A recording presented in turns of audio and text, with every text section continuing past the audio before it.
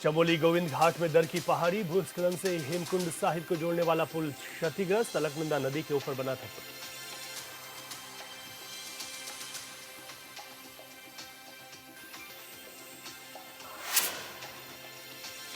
प्रदेश में एक बार फिर कैबिनेट विस्तार की सुगबुगाहट तेज, प्रदेश अध्यक्ष महेंद्र भट्ट ने दिए संकेत, कहा मंत्रिमंडल विस्तार कभी भी संभव।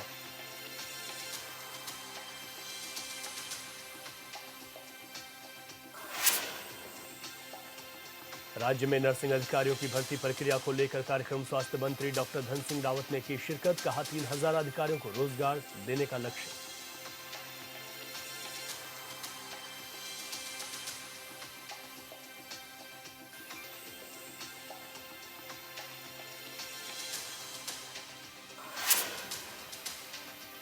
वरिष्ठ कांग्रेस नेता शूरवीर सिंह सजवान ने हार के लिए पार्टी के बड़े नेताओं को ठहराया जिम्मेदार, कहा हार की वजह हम लोग, कांग्रेस कार्यकर्ता ले रहे बीजेपी से लोहा।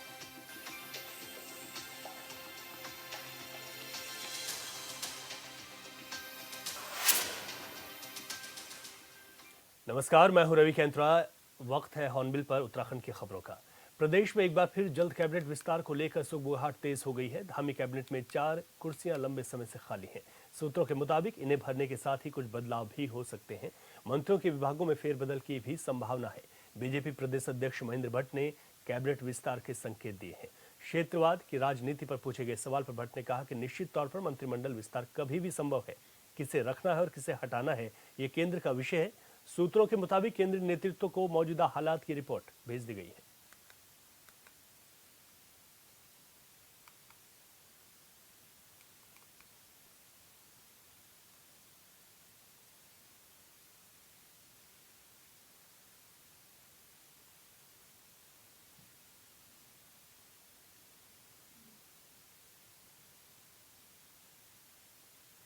तो आपको बता दें कि कैबिनेट विस्तार को लेकर सुगबुगाहट तेज हो गई है। एक बार फिर से राज्य में जो 4 मंत्री पद खाली हैं उनको भरने की जो सुगबुगाहट है, जो चर्चाएं हैं, वो तेज हैं।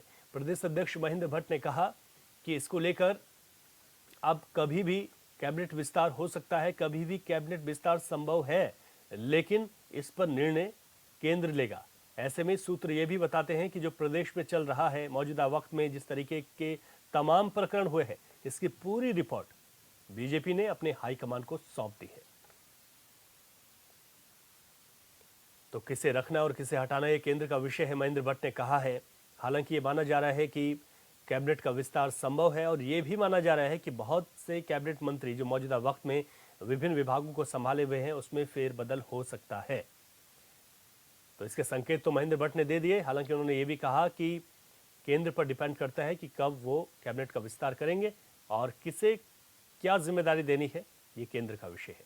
किसे रखना है, किसे हटाना है, ये केंद्र का विषय है। आगे बढ़ते हैं। राज्य में नर्सिंग अधिकारियों के 1500 पदों पर भर्ती प्रक्रिया पूर्ण करवाने के लिए नर्सिंग महासंघ की ओर से कार्यक्रम आयोजन किया गया, जिसमें मुख्य अतिथि के रूप में स्वास्थ्य मंत्री डॉक्टर धन सिंह रावत ने शिरकत की।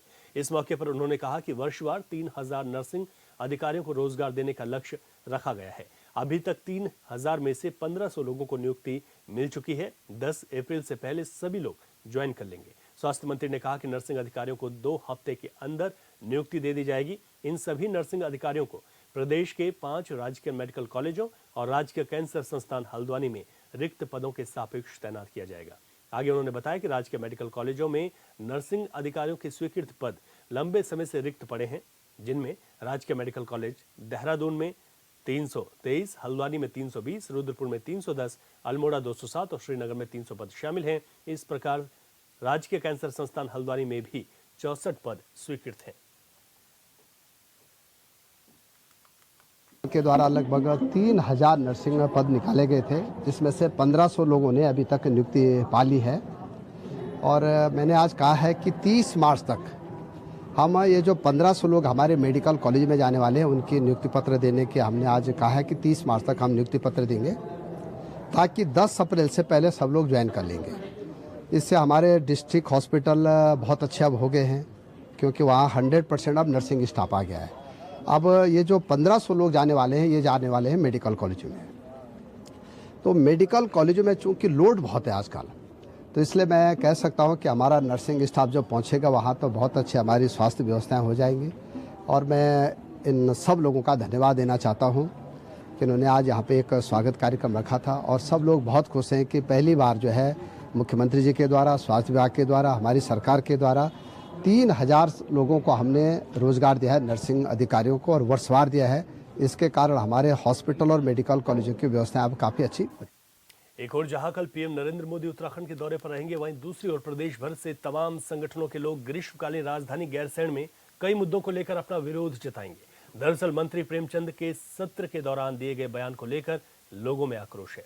इसी के चलते मूल निवास भू कानून में संशोधन समेत कई मांगों को लेकर उत्तराखंडी मूल के लोग गैरसैंण में प्रदर्शन करने जा रहे हैं। इस मुद्दे को लेकर गणरत्न नरेंद्र सिंह नेगी ने भी प्रदेश की जनता को एकजुट होकर गैरसैंण में अपना विरोध जताने का आह्वान किया है। ऐसे में प्रशासन के लिए ये प्रदर्शन एक चुनौती से कम नहीं है। बीजेपी की माने तो पूरा प्रकरण प्रदेश नेतृत्व और केंद्रीय नेतृत्व के संज्ञान में है। प्रदेश की बेहतरीन और भलाई के लिए जो भी फैसला होगा वो कुछ दिनों में सबके सामने होगा।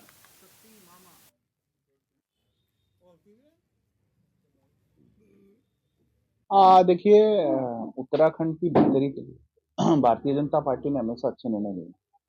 इस राज्य का निर्माण भारतीय जनता पार्टी की जब केंद्र में सरकार थी तब हुआ था, और मोदी जी ने कहा कि इस राज्य को संवारने का काम हम करेंगे। उसको हम भली भांति संवार रहे हैं, और जिसका प्रतिफल यह है कि भारतीय जनता पार्टी पर उत्तराखंड की जनता का इतना भरोसा है कि दोबारा से हमको इस प्रदेश की सेवा करने का मौका जनता ने दिया है। जो भी कानून है, जब जब भारतीय जनता पार्टी जो कानून लेकर के आई है, जनता के बीच में जाकर के हमने उस पर मंत्रणा की है। निश्चित रूप से मुख्यमंत्री जी ने भी इस विषय में बोला है कि जो भी बेहतर होगा वो निर्णय हम उत्तराखंड की जनता के लिए लेंगे। अभी ये शुरुआत है। हमने यूसीसी कानून को लेकर के और जो हमारा भू कानून आया है उसको लेकर के हमने एक ऑर्गेनाइजेशन ने, संगठन ने हमारी एक चीज नई लेकर के हम आए हैं कि हम सब लोग एक कमेटी के थ्रू हमारे विधायक गण हैं, जो हमारे प्रदेश के पदाधिकारी गण हैं, सब लोग उसको लेकर के जनता के बीच में जाने वाले हैं। और जिलों में, हर विधानसभा में हम गोष्ठियां कर करके लोगों के बीच में इन दोनों कानूनों की चर्चा भी करेंगे। भारतीय जनता पार्टी की सरकार ने हमेशा जो बेहतर उत्तराखंड के लिए हुआ है वो निर्णय लिया है। आने वाले समय में हम उत्तराखंड की जनता की बेहतरी के लिए निर्णय। उत्तराखंड चुनाव में जहां कांग्रेस को लगातार कड़ी शिकस्त मिलती रही, तो वहीं बीजेपी ने अपने नाम कई रिकॉर्ड दर्ज करते हुए मिथ्या को तोड़ने का काम किया। लगातार मिल रही करारी हार के बाद जहां कांग्रेस हार की वजह जानने की कोशिश में जुटी है, तो वहीं पूर्व कैबिनेट मंत्री शूरवीर सिंह सजवान ने इसके लिए पार्टी के बड़े नेताओं को जिम्मेदार माना है। पूर्व कैबिनेट मंत्री ने कहा कि लगातार चुनाव हारने के पीछे की वजह हम लोग हैं जो अपने आप को नेता कहते हैं। उन्होंने कहा कि कार्यकर्ता को हमें धन्यवाद देना चाहिए जो अभी भी बीजेपी से लोहा लेने के लिए कांग्रेस के साथ खड़े हैं।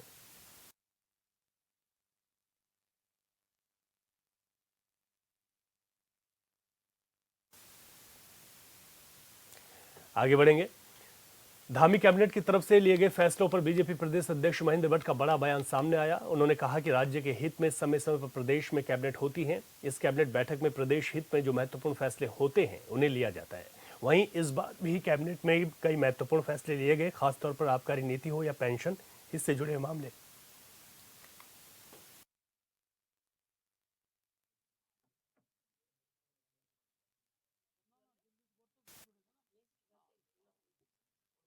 उत्तराखंड सरकार राज्य के हित में और साप्ताहिक, कई बार पाक्षिक, कई बार मंथ में जो कैबिनेट की मीटिंग करती हैं, उससे इस राज्य के विकास की एक नए विषयों पर चर्चा होती है। कल की कैबिनेट भी बड़ी महत्वपूर्ण रही, खासतौर पर आबकारी के दृष्टिकोण से लंबे समय से नीति नहीं थी, उस नीति को का प्रतिपादन किया गया। और इसके साथ साथ ऐसे विषय, चाहे वो कर्मचारियों की पेंशन से जुड़ा हुआ विषय हो, उन सब विषयों की चर्चा हुई है। स्वाभाविक रूप से जो केंद्र कुछ निर्णय को करता है, उस निर्णय का इम्प्लीमेंट राज्य के अंदर हो जाए, उसकी भी रचना हमारे राज्य के अंदर हमारी सरकार उसको करती है। कल कैबिनेट उसको मंजूरी मिली है। उधर चमोली जिले के गोविंद घाट में हेमकुंड साहिब को जोड़ने वाला एकमात्र मोटर पुल क्षतिग्रस्त हो गया। पहाड़ी से मलबा आने के बाद पुल टूट गया और लोकपाल घाटी का संपर्क ब्लॉक मुख्यालय समेत देश दुनिया से कट गया है। बता दें कि अलकनंदा नदी के ऊपर बने इस पुल के टूटने से भ्यूडार पुलना गांव का संपर्क भी जोशीमठ से कट गया। सूचना मिलते ही जोशीमठ के एसडीएम ने गोविंद घाट पहुंचकर स्थिति का जायजा लिया है।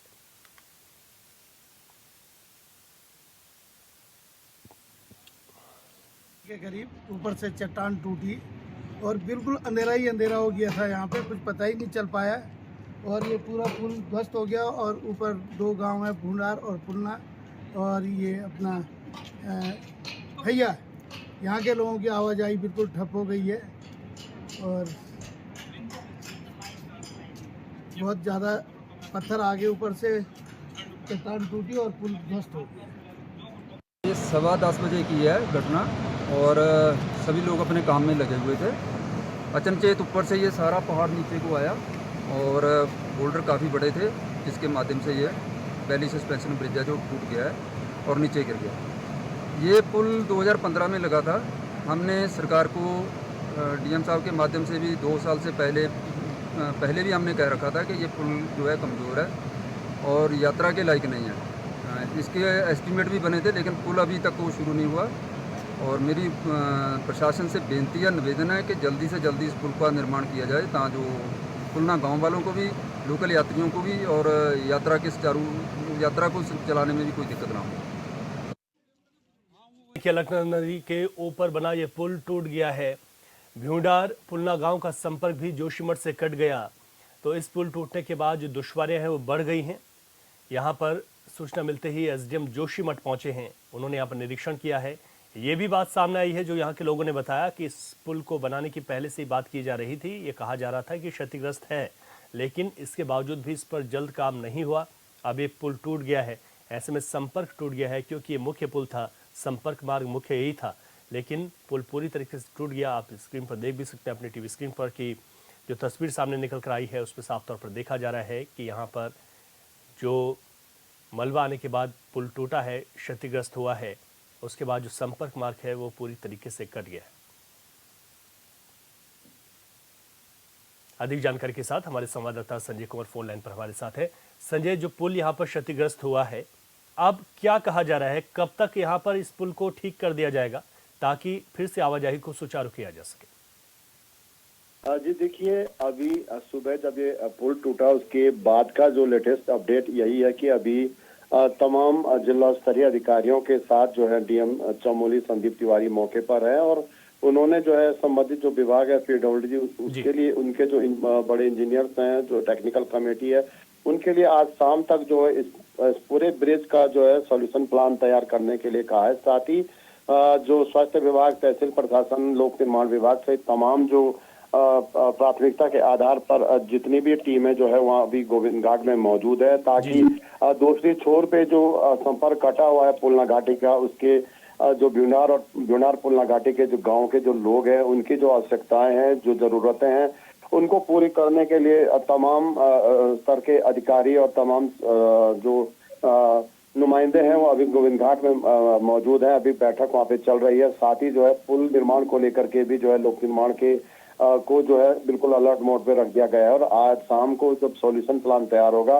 उसके बाद कल से जो है इसकी पुल के लिए जिस तरह से भी इसका प्लान बनेगा कि किस तरह जो है ये पुल जो है तैयार करना पड़ेगा, क्योंकि देखिए यात्रा बिल्कुल शुरू होने में बिल्कुल अब ज्यादा समय नहीं है। 25 जो मई से जो है हेमकुंड साहिब के भी कपाट खुलने थे, साथ ही फूलों की घाटी विश्व धरोहर यहाँ पे मौजूद है और बड़ी बात यह कि एकमात्र पुल यही आवाजाही का साधन था। पैदल भी जो है पगडंडी यहाँ कोई नहीं है। अलकनंदा को पार करके एकमात्र पुल यही था जो भ्यूंडार घाटी को जो है जोशीमठ से जोड़ता था, तो लिहाजा पैदल आवाजाही भी अब बंद हो चुकी है। पुलना गांव के लोगों के लिए हर एक दैनिक कार्य के लिए अब जो है बहुत जो है मुश्किल पड़ गई है इस दूसरे छोर पे आने के, तो लिहाजा जिला प्रशासन मौके पर है, तो हर तरह की सुविधाएं देने के लिए अभी जो है वहाँ पे गोविंद घाट में बैठक चल रही है। जी ठीक है संजय, बहुत शुक्रिया आपका विस्तार से जानकारी के लिए। सदियों पुरानी परंपरा, भक्ति और व्यापार का संगम काशीपुर का चैती मेला एक बार फिर अपनी पुरानी पहचान में लौट रहा है। कुछ वर्षों में यहाँ दुकानों के स्थान बदल दिए गए थे, लेकिन इस बार फिर से मेला अपने पारंपरिक स्वरूप में लगेगा। इस रिपोर्ट में देखिए।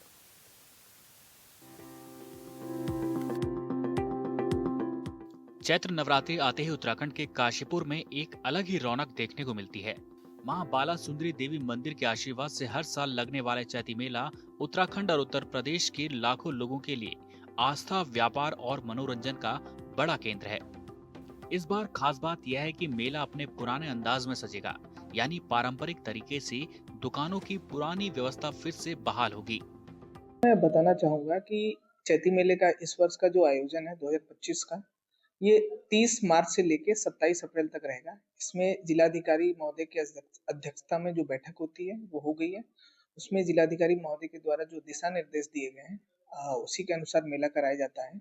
और मेले से पूर्व हमने एक जिला अधिकारी महोदय के निर्देश में एक परामर्श समिति है, उसकी भी हमने बैठक कराई थी। बैठक में जो हमें सुझाव प्राप्त हुए थे वो सारे सुझाव हमने जिलाधिकारी महोदय की बैठक में रखा था और उसमें से सारे सुझाव को उनका परीक्षण किया गया। परीक्षण करने के बाद एक जो हमारे पूरे चैती मेले का नक्शा है उसमें एक संशोधन भी किया जा रहा है। कहा जाता है कि काशीपुर का चैती मेला सैकड़ों साल पुराना है, जिसकी शुरुआत मां बाला सुंदरी देवी की भक्ति परंपरा से हुई थी। यहाँ आने वाले श्रद्धालु मानते हैं कि मां बाला सुंदरी की कृपा से उनकी सभी मनोकामनाएं पूरी होती है। समय के साथ ये मेला धार्मिक आयोजन से आगे बढ़कर व्यापार और मनोरंजन का एक बड़ा मंच बन गया। कहते हैं कि पुराने समय में किसान अपनी फसल की बिक्री के लिए यहाँ आते थे, जिससे इसे खेती मेला भी कहा जाने लगा। मेले की तैयारी को लेकर इस बार प्रशासन भी पूरी तरह से एक्टिव है। पुराने नक्शे में बहुत सारी ऐसी चीजें थी दर्शाई गई थी जो मौके पे नहीं थी। ऐसी बहुत सारे सेक्टर थे जिनका एरिया कम था लेकिन आवश्यकता ज्यादा की होती थी क्योंकि भीड़ बहुत हो जाती थी। जैसे सबसे कॉमन एग्जांपल है जो हमारा सिलबट्टा मार्केट, ये पुराने नक्शे में बहुत अंदर था और हमेशा जो सिलबट्टे से संबंधित जो उनके काम करने वाले शिल्पकार हैं वो हमेशा रोड पे ही बैठते थे, तो इस बार नए नक्शे में उनको रोड पे ही जगह दी गई। इसके अलावा जो हमारा झूला सेक्टर होता था उसका एरिया काफी कंजेस्टेड हो जाता था और फूड कोर्ट का भी एरिया कम था, तो दोनों को में परिवर्तन किया गया है। काशीपुर के एसडीएम अभय प्रताप खुद मॉनिटरिंग कर रहे हैं और ग्राउंड का निरीक्षण कर चुके हैं। टेंडर प्रक्रिया जल्द ही पूरी कर ली जाएगी। इस बार शासन ये सुनिश्चित कर रहा है कि दुकानों को पारंपरिक तरीके से वह स्थान मिले जो वर्षों से उनकी पहचान रहे हैं। इससे व्यापारियों और स्थानीय लोगों में राहत और उत्साह है। अब जिधर जो हमारा गोविशण का टीला है उधर की तरफ जो पुराने 2019 से पहले जो नक्शा हुआ करता था जहाँ पे झूले रखते थे, तो अब उस साइड पे झूले लगेंगे और फूड कोर्ट जो है उसके अपोजिट साइड में लगेगा। तो ऐसे बहुत सारे चेंजेस किए गए हैं नक्शे में। इसके अलावा जो मुख्य समस्या रहती है मेले के समय, पार्किंग हमारी छोटी पड़ जाती थी, तो पार्किंग के एरिया को भी बढ़ा दिया गया है। और जो हमारे गवर्नमेंट की तरफ से जो स्वयं सहायता समूह रहते हैं उनके लिए जो एरिया निर्धारित था उसको भी बढ़ाया गया है। तो इन सब चीजों को लेके बहुत ही जल्दी जो है हम 1-2 दिन के अंदर ही टेंडर की प्रक्रिया प्रारंभ कर देंगे और हर वर्ष की तरह जैसे टेंडर होता है उसे टेंडर करा के एक अच्छा मेले के आयोजन करने का हम लोग प्रयास करेंगे और ये प्रयास करेंगे जो पुरानी उसका जो स्वरूप है वो बचा रहे और अधिक से अधिक यहाँ पे श्रद्धालु आए और उनको किसी प्रकार की कोई समस्या न हो। तो इस बार चैती मेला अपनी परंपरागत पहचान में लौट रहा है। यहाँ आस्था, व्यापार और मनोरंजन सब कुछ होगा। प्रशासन की तैयारियां जोरों पर है और उम्मीद है कि इस बार का मेला भव्य और ऐतिहासिक होगा। आप भी इस मेले का हिस्सा बनने के लिए तैयार हो जाइए। Bureau report, hornbill TV.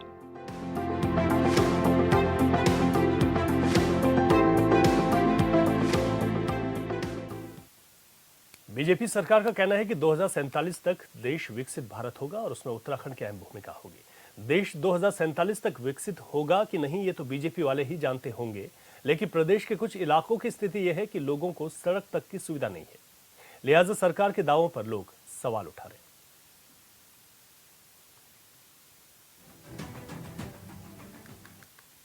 तस्वीरों में जो नजारा आपको दिखाई दे रहा है ये कोई पहाड़ के दुर्गम क्षेत्र की सड़कें नहीं, बल्कि ये उस गांव की मुख्य सड़क है जिसे सांसद निशंक ने 2 बार गोद लिया है। ये सड़क 2 दर्जन से अधिक गांव को सीधे तहसील और ब्लॉक से जोड़ती है। हर रोज हजारों लोग अपनी रोजमर्रा की जरूरत पूरी करने के लिए अपनी जान जोखिम में डालकर इसे सड़क से आवाजाही करते हैं। ये जो हमारे निशंक जी भी आए यहाँ से और जो अब सांसद हैं त्रिवेंद्र रावत जी भी आए यहाँ। मुख्यमंत्री जी का कहना है कि इंडिया को सही बनाओ, अच्छा बनाओ, और गांव में हमारी ये सड़कें बिल्कुल गंदी पड़ी। यहाँ से 3 किलोमीटर का रास्ता, इधर ये छुटवालपुर वाला रास्ता भी ऐसा ही पड़ा और ये यहाँ देखो सारे में गारा ही गारा है। और मीडिया वाले आए बेचारे, इन्होंने आके कुछ मदद करी गाँव वालों की, देखो क्या है क्या नहीं। रोड हम भी देखते आ रही थी तो सब कुछ नेताओं से, विधायक से, एमपी से, सबसे ही हो गया। सब वादे करके चले जा। अब तो मीडिया से ही जो कुछ है, ये वादे हो रहे, जो भी कुछ हो रहे, मीडिया से ही हमें तो उम्मीद है इतनी। और उत्तराखंड में हर जगह जावे हम, सारी जगह रोड से ही है।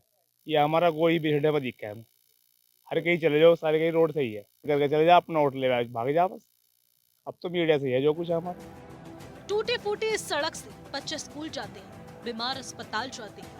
कई बार शासन और प्रशासन से गुहार लगाने के बाद भी कोई सुनने को तैयार नहीं है। हैरानी की बात यह है कि पूर्व सीएम रमेश पोखरियाल निशंक जैसे दिग्गज नेता इस इलाके के एक गांव को गोद ले चुके हैं, फिर भी अब तक समस्याओं का समाधान नहीं हुआ है। जो सड़क है, हम भी बुढ़े होंगे, कभी हमारी टांग नुगिर जा, कभी नुगिर जा, नू बता ऐसा कैसे काम चलेगा। हम बुढ़े आदमी, कभी घगुरपट, कभी घगुरपट। अब जब आवे बाहर के विधायक, वे कहते हैं कि जी हाँ हम बनवा देंगे, हम बड़े खुश हो गए। खेल भी वही जागी रहे, हम खाली वोट ले जा और भाग जा, इससे ज्यादा हम कुछ नहीं कर सकते। दिक्कत आ रही इस टाइम खेड़ी सिकोपुर में, इतनी बड़ी दिक्कत है, बहुत ज्यादा रास्तों के बारे में। कोई बीमार हो, कोई मेहमान सहमान आवे, हमें भी गालियाँ देते हैं। जो बीमार आदमी है, कोई हॉस्पिटल तक नहीं पहुंचता, बच्चा रास्ते में ही हो जाता है, लेडीज पे भी। सारे मामले ऐसे है कि भाई बहुत परेशानी है यहाँ से। हर नेता आगे यहाँ वादे करते हैं और वादे करके कुछ नहीं देते। धर्मनगरी हरिद्वार के ज्वालापुर और भगवानपुर दो विधानसभाओं में ये सड़क है। खेड़ी शिकोपुर गांव से भगवानपुर रोड पर जो हिस्सा आता है वो ज्वालापुर विधानसभा में आता है, और खेड़ी शिकोपुर से जो रास्ता फतेहपुर को होकर गुजरता है उस पर आगे चलकर कुछ हिस्सा भगवानपुर विधानसभा में आता है। लोकसभा क्षेत्र हरिद्वार में आने वाली ये सड़क दशकों से अपनी बदहाली पर आंसू बहा रही है। विधायक बदले, सांसद बदले, सरकारें भी बदली, लेकिन सड़क की तस्वीरें नहीं बदली। मौजूदा देख लो हालात सड़कों के।